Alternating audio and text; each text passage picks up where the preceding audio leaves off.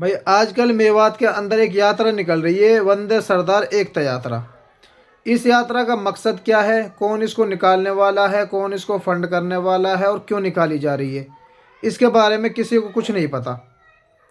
लेकिन इसमें शामिल लोगों के बारे में ज़रूर पता है कि ये वो लोग हैं जो सौ सौ रुपये में अपना ज़मीर बेच देते हैं, सौ सौ रुपये में हर जगह ताली बजाने के लिए तैयार रहते हैं और ये हर जगह बिक जाते हैं।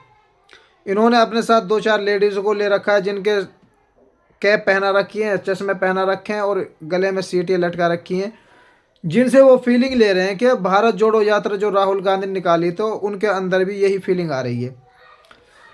अब मुझे ये समझ नहीं आ रहा कि जिस शख्स के पीछे ये लोग भागे भागे फिर रहे हैं वो कौन है। वो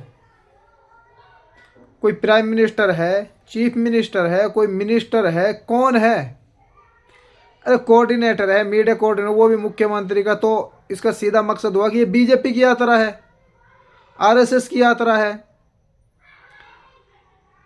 तो इसको वंदे सरदार एकता यात्रा के नाम से और मेवात के शहीदों को याद करने के नाम से इसको निकाला जा रहा है, झांसा दिया जा रहा है। जबकि इसमें शामिल लोगों के बारे में सबको पता है बीजेपी के क्या मकासद हैं, क्या उनकी सोच है मुसलमानों के बारे में। उसके बारे में तो किसी को कुछ बोलने की, लिखने की और कहने की ज़रूरत ही नहीं है।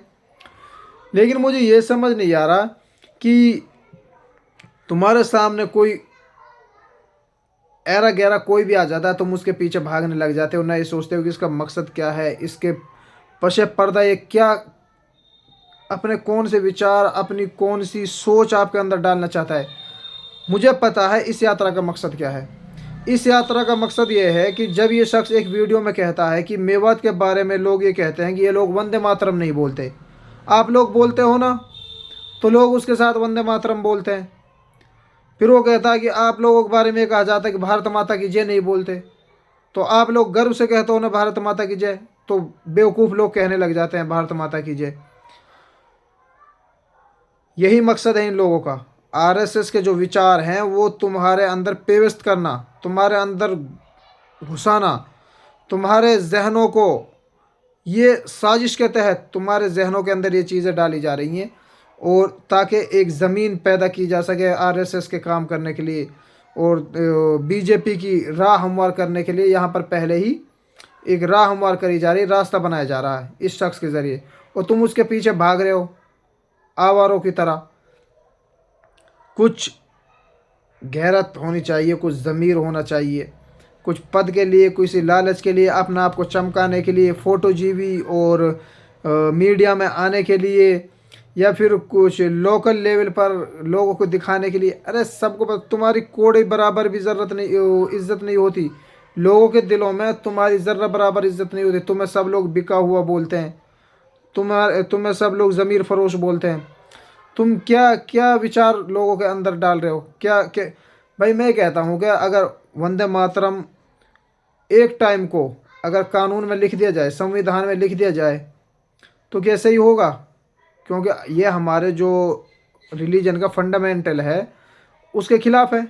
अगर कानून में ये लिख दिया जाए, सपोज़ करो संविधान में ये लिख दिया जाए कि अल्लाह एक है, ये सबको बोलना है, तो क्या जो हमारे हिंदू भाई हैं वो बोलेंगे? क्या वो उस संविधान को एक्सेप्ट करेंगे? बिल्कुल नहीं करेंगे।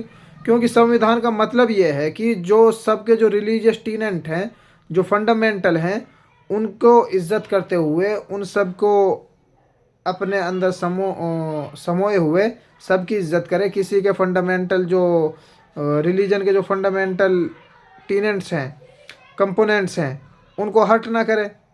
तो वंदे मातरम और भारत माता तो हमारे जो रिलीजन का फंडामेंटल टीनेंट्स हैं उनके खिलाफ़ है। तो हम तो इसको नहीं मानते, हम तो इसको नहीं बोलते, कभी नहीं बोलेंगे। तो यही चीज़ आप लोगों के अंदर घुसाई जा रही है। तो ऐसे लोगों से होशियार रहें, और जो लोग आपको इनके पीछे घसीट रहे हैं, इनके पीछे जा रहे हैं, लेकर जा रहे हैं, इनको भी आप सबक सिखाएं, इनको भी इनकी जो सही जगह है वो दिखाएं, इनके झांसे में ना आए। ये लोग आपको बेचकर अपना ज़मीर भी बेचते हैं, आप लोगों को बेचते हैं अपने फ़ायदे के लिए। तो ऐसे लोगों से सावधान रहें, सतर्क रहें।